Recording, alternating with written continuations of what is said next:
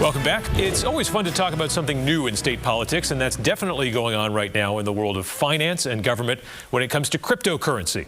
The governor is unveiling the membership of a new commission to study the issue and how New Hampshire might benefit. One of the leaders serving on that new commission is State Rep Keith Ammann, who connects with us this morning on Close Up. Thanks for joining us, Representative. Thanks for having me, Adam. So let's start with the basics. In the world of cryptocurrency, what is Bitcoin, and why do policymakers need to start thinking about what it means for the future? That's a great question and a very large question. So Bitcoin was invented by someone in the year 2008. That's when the idea was released on the world. So it's been around for 13 or 14 years. And it was a way to take technology, existing pieces of technology, sort of put them together to complete a puzzle. The puzzle is a decentralized network that sort of lives on the internet, sort of like water in the ocean. It lives everywhere on the internet because it's decentralized, because it's also open source. No one really controls the protocol, basically.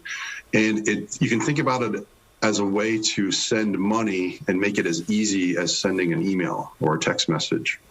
So that you could research Bitcoin for months, and encourage people to go down that rabbit hole. But that's it in a nutshell. Let's talk pros and cons here. What are the biggest advantages of Bitcoin?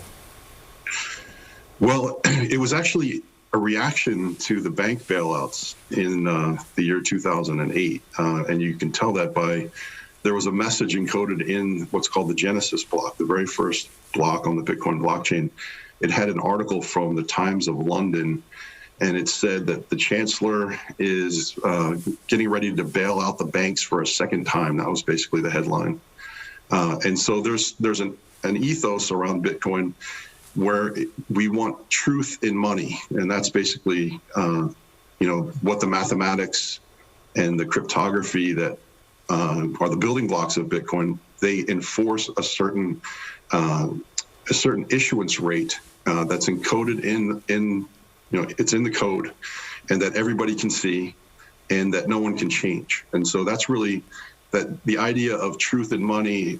We have banks, central banks around the world. It's their issuance is governed, in a cigar-filled back room. They decide around a board table, how much to issue and when. And so this takes that away from anyone being able to manipulate, and there's a steady issuance rate.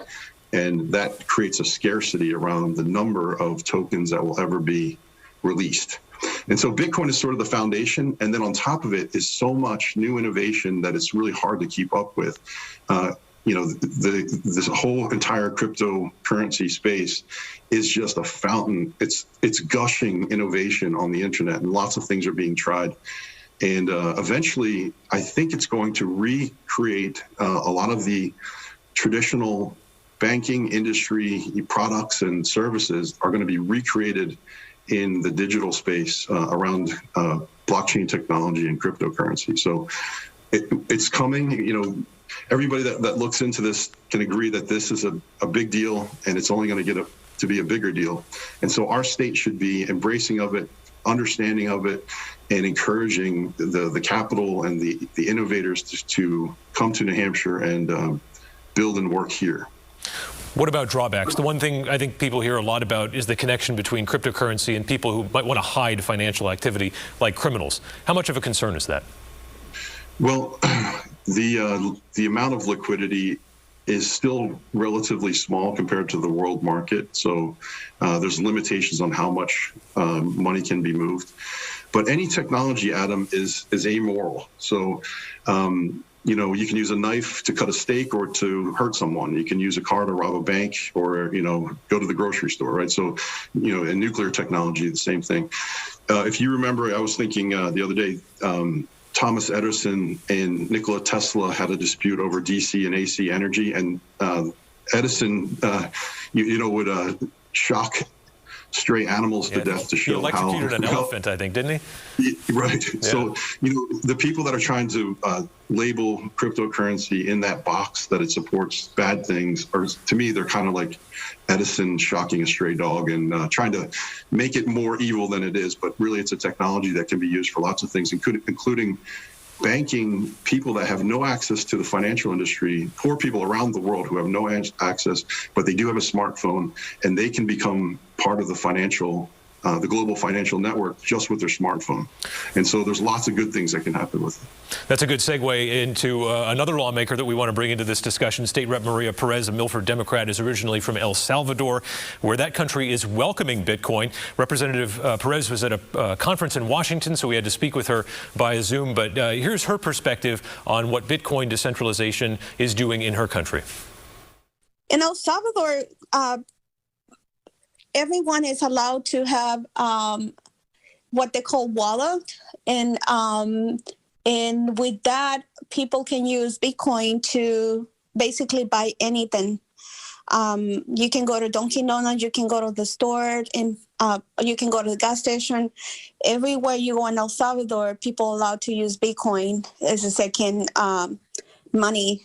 We have $1 as our money, but now Bitcoin is the second way that people can pay for anything and everything in El Salvador. And a lot of people seems to like it because it's easier for them to pay with the phone.